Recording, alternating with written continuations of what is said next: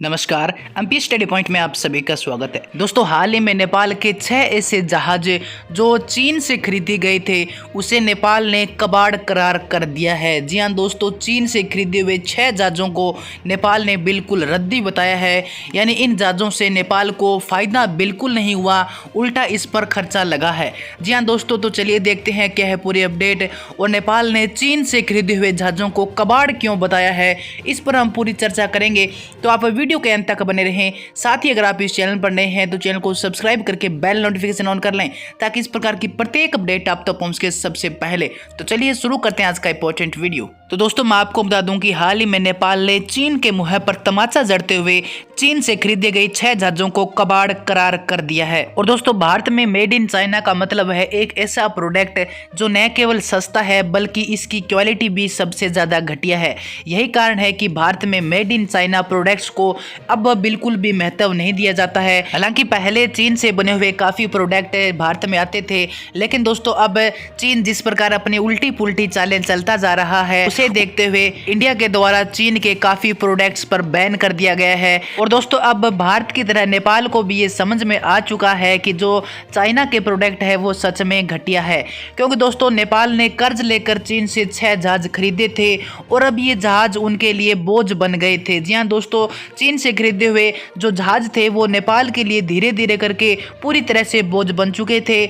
उनसे नेपाल को बिल्कुल भी कमाई नहीं हुई, उल्टा उनके रख रखाव पर पानी की तरह पैसा बहाया था। और दोस्तों, अब नेपाल ने बिल्कुल क्लियर कह दिया है कि जो हमने चीन से जहाज खरीदे थे वो बिल्कुल घटिया है और इस प्रकार नेपाल के द्वारा चीन से खरीदे हुए जहाज को कबाड़ घोषित कर दिया गया है। और ये बात चीन के लिए किसी शर्म से कम नहीं है। इसके अलावा दोस्तों, मैं आपको बता दूं कि नेपाल एयरलाइंस ने इन जहाजों के बारे में क्या कहा है। तो दोस्तों, एक अंग्रेजी अखबार से बातचीत में नेपाल एयरलाइंस से जुड़े एक अधिकारी ने बताया है कि हमें इन विमानों के संचालन में यानी हमें इन विमानों को उड़ाने में काफ़ी तकनीकी समस्या का सामना करना पड़ रहा था और उनके जो स्पेयर पार्ट्स होते हैं वो भी काफ़ी आसानी से नहीं मिलते हैं और विमानों की मरम्मत करना बहुत ही महंगा पड़ रहा था। और इन विमानों को उड़ाने के लिए हमें स्पेशल पायलट की आवश्यकता थी जिनकी हमारे पास कमी है। हालांकि चीन में इनके पायलट है लेकिन उनकी भाषा समझ में नहीं आती, इसलिए जो चीन के पायलट हैं उनको हमने काम पर नहीं रखा।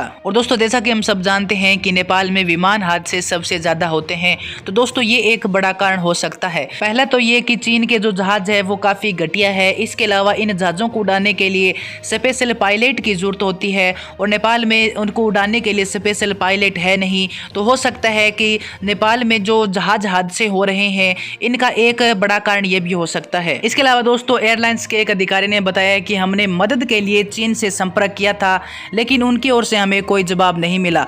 और दोस्तों, नेपाली पायलटों को प्रशिक्षण देने के लिए, ट्रेनिंग देने के लिए भी हमने चीन से कांटेक्ट किया था लेकिन चीन ने हमें कोई स्पष्ट जवाब नहीं दिया। और दोस्तों, इन सब के चलते अब नेपाल एयरलाइंस ने चीन में बने 6 जहाजों को उड़ने पर रोक लगा दी है।